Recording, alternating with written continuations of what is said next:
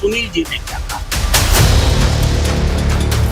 हार का ठिकरा कार्यकर्ता के मत्थे मत मड़िए, ये योजना बनाइए।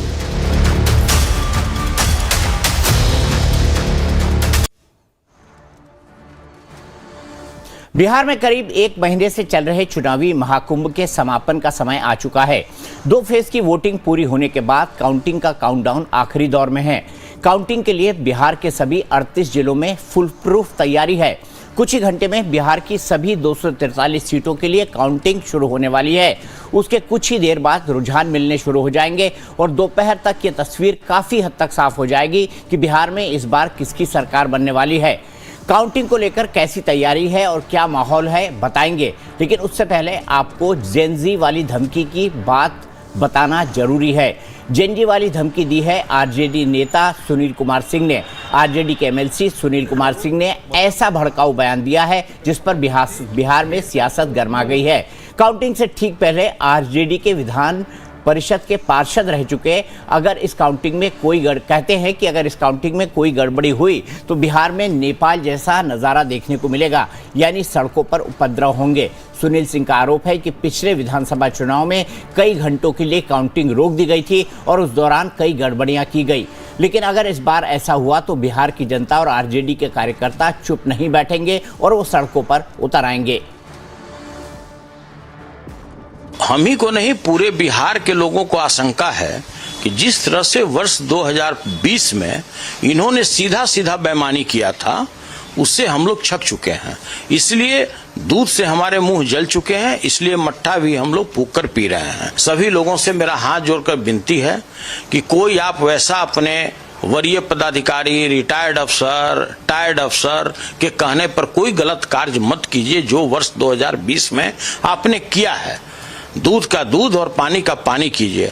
अगर ऐसा नहीं होता है तो मैं उनको बड़ा विनम्रता के साथ चेतावनी देना चाहता हूं कि आपको कल नेपाल का दृश्य बिहार के रोड पर देखने को मिलेगा, अगर आप जीता हुआ को हराते हैं तो।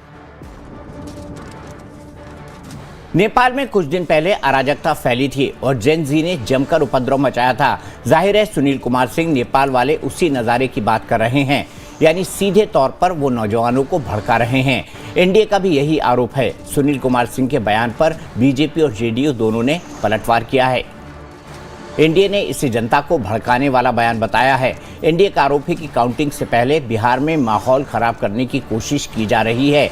बीजेपी और जेडीयू दोनों ने इस बयान के लिए आरजेडी और महागठबंधन को निशाने पर लिया है। दोनों पार्टियों का कहना है कि चुनाव में जनता ने आरजेडी और उसके गठबंधन को नकार दिया है, इसीलिए हताशा में ऐसे भड़काऊ बयान दिए जा रहे हैं।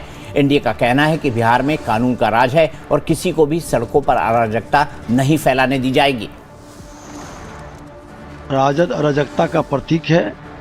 वो हार के पहले ही बवाल करना चाहता है और उसकी ये मानसिकता लोगों को उत्तेजित करने का, सामाजिक सौहार्द बिगाड़ने का है। लेकिन जो लोकतंत्र में विश्वास करते हैं वो सामाजिक सौहार्द बनाए रखेंगे, शांति के साथ ये लोकतंत्र के महापर्व को मनाएंगे। वो बड़बोले लोग हैं, बवाली हैं, बवाल मचाने के लिए सिर्फ बयान देते हैं, करनी धरनी कुछ नहीं रहेगा उनका। रिजल्ट से पहले ही हार मान चुके हैं। ऐसे ही ये लोग वोट चोरी का हल्ला किए। कल काउंटिंग है, सब लोग शांति से देख रहे हैं और ये अपने लोगों को भड़का रहे हैं, क्योंकि रिजल्ट उनको पता है क्या होने वाला है। इसलिए पता है कि जनता का मूड सब जगह असेसमेंट कर लिए होंगे, उसके बाद लोगों को भड़काना होना क्या है। जो जनता आशीर्वाद अगर देगी तो फिर से नीतीश कुमार जी की सरकार बनेगी। हार का ठिकरा कार्यकर्ता के मत्थे मत मड़िए, ये योजना बनाइए। सच यह है कि राष्ट्रीय जनता दल हताश और निराश हो गया है। नेपाल बना देंगे, बांग्लादेश बना देंगे, पाकिस्तान बना देंगे। अरे ये सहिष्णुता की धरती है, यहाँ के लोग हिंसा पर भरोसा नहीं करते हैं और जो कानून के लपेटे में आएंगे उनको तेजस्वी जी और आपकी पार्टी उसका जमानतदार भी नहीं बनेगी। एनडीए हमलावर है, लेकिन अपने विधान पार्षद के बयान पर अभी तक तेजस्वी की कोई प्रतिक्रिया सामने नहीं आई है। हालांकि आरजेडी के कुछ नेता सुनील कुमार सिंह के बयान के बचाव में उतर आए हैं। आरजेडी के राज्यसभा सांसद मनोज झा ने सफाई दी कि सुनील कुमार सिंह के बयान को गलत तरीके से समझा जा रहा है। कौन सा शब्द पकड़ के बैठ जाते हैं। उन्होंने एक इशारा किया कि ऐसी गड़बड़ी नहीं होनी चाहिए। सवाल आपका होना चाहिए था कि गड़बड़ी करने वालों पे आप किन पे पड़ गए, जिन्होंने ये कहा कि लोग आक्रोश में सड़कों पर आ सकते हैं। महत्वपूर्ण था उस सवाल को डील करना, ना कि उस सवाल के बनिस्बत सुनील जी ने क्या कहा। बता दें कि बिहार चुनाव की शुरुआत से ही महागठबंधन के कई नेता आक्रामक बयान देते रहे हैं। एसआईआर के मुद्दे पर और वोट चोरी के आरोप पर खुद राहुल गांधी कई बार जेन जी वाली चेतावनी दे चुके हैं। कांग्रेस समर्थित निर्दलीय सांसद पप्पू यादव ने भी भड़काऊ बयान देने में पीछे नहीं रहे। काउंटिंग से पहले पप्पू यादव ने भी अपने कार्यकर्ताओं और समर्थकों से भड़काऊ अपील की है। सुनिए पप्पू यादव का ये बयान। बेईमानी यदि ना हो तो महागठबंधन की सरकार बनना तय है। 2000, 4000, 1500, 3000 तक ये बदमाशी करेंगे। आप जो उम्मीदवार हैं बाहर में अपने अपने फॉलोअर्स को मजबूती से रखेंगे। करो मरो का ये चुनाव है, मरता क्या नहीं करता। अंजाम जितना भारी हो परवाह मत कीजिएगा। जी के क्या करना है जब हम अपने अधिकार की हिफाजत नहीं कर पाएंगे। जी कर क्या करना है जब आप अपने अधिकार की रक्षा नहीं कर पाएंगे। अब ऐसा बयान कोई सांसद दे रहा हो, वो भी काउंटिंग के एक दिन पहले, तो सवाल तो खड़े होंगे। इसी पर बात करने के लिए मेरे साथ खास मेहमानों का एक पैनल जुड़ चुका है। मेरे साथ कुमकुम भारद्वाज जी हैं जो कि प्रवक्ता है बीजेपी की, मेरे साथ किशोर कोणाल जी है प्रवक्ता है जेडीयू के, और मेरे साथ डॉक्टर दिनेश पॉल हैं जो कि प्रवक्ता हैं आरजेडी के। दिनेश जी, मैं सबसे पहले आपसे जानना चाहूँगा, क्या आप सुनील सिंह के बयान का समर्थन करते हैं? कहते हैं सुनील सिंह ने सही कहा है, अगर कुछ गड़बड़ी हुई तो जेन जी सड़कों पर आएगी और नेपाल जैसा नज़ारा हो जाएगा। देखिए, सुनील जी के शब्दों पे को आप बढ़िया से अगर सुने होंगे तो बड़ी ही विनम्रता से उन्होंने अनुरोध किया। क्या विनम्रता है? अराजकता की बात कर रहे हैं और आपको विनम्रता दिख रही है डॉक्टर साहब। आपको दीपक चौरसिया जी नहीं देखती है तो आप अपने शब्द को व्याख्या कीजिए। उन्होंने कहा कि विनम्र अनुरोध कर रहा हूं कि आप पिछले बार की तरह 2020 की तरह जिस तरह स्लो कुछ सीटों पर जैसे हिलसा, परिहार, नवीन, कई सीटों पर ऐसी जो गड़बड़ी की है, बेईमानी की गई, वो ऐसा बेईमानी न करें। जो दूध का दूध, जो पानी का पानी, जो निष्पक्ष है उसको आप दिखाइए। और आपने बयान दिखाया विजय सिन्हा का। याद कीजिए चुनाव के दिन विजय सिन्हा ने किस तरह के गुंडों की तरह आप बोला कि हम सीने पर बुलडोजर चला देंगे। आपने जदयू की बात की, लल्लन सिंह की बात की, भाषा की बात कीजिए। उन्होंने कहा कि घर से निकलने मत दीजिए, सब आराम सिंह बन जाओ, 47 उठा के। मतलब इस तरह भड़काऊ बयान और अराजकता बयान एनडीए के लोग दे रहे हैं। हम लोग तो रिक्वेस्ट कर रहे हैं कि नहीं, आप निष्पक्षता से काउंटिंग कराइए। जिस तरह से कल सासाराम की घटना आई, सीसीटीवी कहीं बंद हो जा रहे हैं, कहीं कुछ हो रहा है, तो हम अपने कार्यकर्ताओं को चौकन्ना किए हैं कि आप रखवाली करो, ये बेईमान लोग हैं, बेईमानी के पे उतर जाएंगे। तो उस अनुरोध किया उन्होंने, ऐसा नहीं किया कि हिंसा हो जाए। उन्होंने कहा कि जब आपका अधिकार का हनन होगा तो आप सड़क पर उतर के विरोध कीजिए। सड़क पे, लोकतंत्र में सड़क पर विरोध करने का सबको हक है। वो हिंसा की बात नहीं कहे, बिल्कुल हिंसा की बात नहीं कहे। कुमकुम भारद्वाज जी सहमत हैं आप डॉक्टर दिनेश पॉल की बात से? वो कह रहे हैं वो तो रिक्वेस्ट कर रहे हैं, रिक्वेस्ट। आप मुझसे पूछ रहे हैं जी दीपक जी? मैं ये कहना चाहूंगी, इनकी जो भाषा शैली है, जो सुनील सिंह ने बोला है, और सुनील सिंह कितने कंट्रोवर्शियल फिगर हैं ये पूरा बिहार जानता है। देखा है उन्होंने किस तरह से उन्होंने विधानसभा परिसर के, मतलब विधानसभा के अंदर इन्होंने किस तरह का घटनाक्रम किया था कि सुप्रीम कोर्ट तक इनको जाना पड़ा था। आप दूसरी तरफ पप्पू यादव को ले लें, पुरलिया केस बिहार या पूरे देश की जनता भूली नहीं है।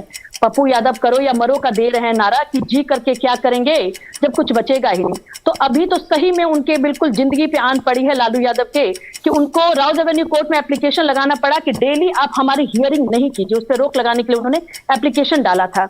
ये जिस तरीके का वर्जन आ रहा है उनकी तरफ से, मतलब आप समझे कि गुंडाई नहीं है तो क्या है। एक मैं किताब दिखाना चाहूंगी, इनको तो जानते होंगे सभी लोग, ये नाम ध्यान है या नहीं है? ये हैं हमारे डीजीपी, बिहार के डीजीपी रहे अभयानंद, उनकी एक किताब है अनबाउंडेड। इसमें उन्होंने लिखा है कि इनका जो किडनैपिंग का था मैटर था, उसको इन्होंने पढ़ना जब शुरू किया कि छोटे छोटे लोग जो 50,000, 30,000, 40,000 रुपए कमा रहे हैं, उनकी किडनैपिंग क्यों हो रही है, तो पता चला कि दहशत क्रिएट करना था। तो वही बिहार की जनता के बीच में ये दहशत क्रिएट करना चाहते। ठीक है, आपका नाम, आपका काम, आपको जंगलराज और दहशत से डॉक्टर पॉल बाहर ही नहीं ले जा पा रहा है। 20 साल हो गए हैं, लेकिन इनका भी जंगलराज का वो पूरा का पूरा नैरेटिव चल जाता है, और चलने के बाद होता ये है कि आपके पास जवाब नहीं रहता। मैंने एक नेता से पूछा था बीजेपी के कि कब तक जंगलराज उठाएंगे, तो उन्होंने कहा 100 साल तक उठाएंगे। दीपक चौरसिया जी, आप अगर पूरे चुनाव को देखेंगे तो हमारे नेता आदरणीय तेजस्वी जी पूरी के पूरे हर जितना 171 विधानसभा में अगर संबोधन किए होंगे तो हर विधानसभा में वो युवाओं की, महिलाओं की, गरीबों के जरूरी मुद्दों को उठाया है। पलायन, बेरोजगारी और नौकरी की बात उठाई है। अगर आप एनडीए के नेताओं की बात करेंगे तो कट्टा, दुनाली, शिक्षक की बात कर रहे हैं। यहाँ तक कि लल्लन सिंह ने धमकाया कि दलित अतिपिछड़ों को घर से निकलने मत दो। यहाँ तक कि उप मुख्यमंत्री है विजय सिन्हा ने कहा कि हम बुलडोजर चाहते हैं सरकार बनेगी। तो आप जंगल राज गुंडा की बात तो वो लोग कर रहे हैं, वो गुंडई कर रहे हैं। और आपने देखा कि कैसे दुलार चंद की हत्या हुई, और जदयू का जो प्रत्याशी है अनंत सिंह ने, उसने हत्या की, उसके समर्थकों ने हत्या की। तो गुंडा राज और आतंक तो वो मचाए हुए हैं। हम लोग तो मुद्दे की बात कर रहे हैं, हम लोग विकास की बात कर रहे हैं, बेहतर शिक्षा की बात कर रहे हैं, रोजगार की बात कर रहे हैं। हम तो इसकी बात कर रहे हैं, और 17 महीना में हमने दिखाया भी काम करके नीतीश जी के साथ। ठीक है, आपने 17 महीने में दिखाया, लेकिन गुंडा राज आपके समय में है। आप कैसे डिफेंड करेंगे केंद्रीय मंत्री को जो एक नॉन घोषित अपराधी के समर्थन में कहता है हर आदमी अनंत सिंह बन जाए? बताइए किशोर जी। रसिया साहब, मैं सुन रहा था, दोनों पैनलिस्ट को भी सुना हूं, आपको भी सुन रहा था। यहाँ पे देखिए दिक्कत क्या है कि राजद के लोग निराशा के उस प्रकाष्ठा तक पहुंच गए हैं जहां पर ये हिंसक आंदोलन की बात करने लगे हैं।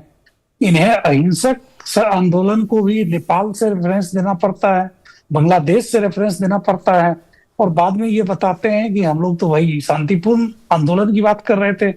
जब ये फुल कॉन्फिडेंट है कि हम चुनाव जीत रहे हैं, लगातार इनके प्रवक्ता अलग अलग चैनलों पे दावा कर रहे हैं कि हम चुनाव जीत रहे हैं, फिर इन्हें अल्टरनेटिव ऑप्शन की जरूरत कहाँ से आ गई?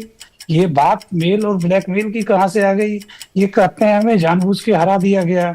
तो ये बताएं कि 2020 के चुनाव में बखरी का उम्मीदवार जो सीपीआई का उम्मीदवार था, महागठबंधन के फोल्डर का था, वो 777 वोट से कैसे जीत गया? ये बताएं कि मटिहानी का वो उम्मीदवार 333 वोट से कैसे जीत गया जो नॉन एनडीए का उम्मीदवार था? तो बिल्कुल 2020 में एक फेयर एंड फाइनल चुनाव हुआ था, जिसको ये लोग लगातार बोल बोल के एक परसेप्शन सेट करने की कोशिश कर रहे हैं कि 2020 में गलतियां की गई थी। ना तो 2020 में गलतियां की गई थी, और ना ही 2025 में गलतियां की जाएगी, और ना ही जानबूझ के कोई गलतियां की जाती है। ये इनका एक भ्रम है, विपक्ष के लोगों का एक भ्रम है कि अगर बाय द वे जनता हमें नहीं चुनती है तो हम अपने आप को हारे हुए महसूस ना करें, सिस्टम पे बोझ डालकर अपने आप को फ्री कर लें। और यही काम करने के लिए राजद के लोग लगातार प्रयास कर रहे हैं। ठीक है, या विपक्ष के लोग कर रहे हैं। ठीक है, मैं हार की हताशा की भी बात करूंगा। ये सवाल भी डॉक्टर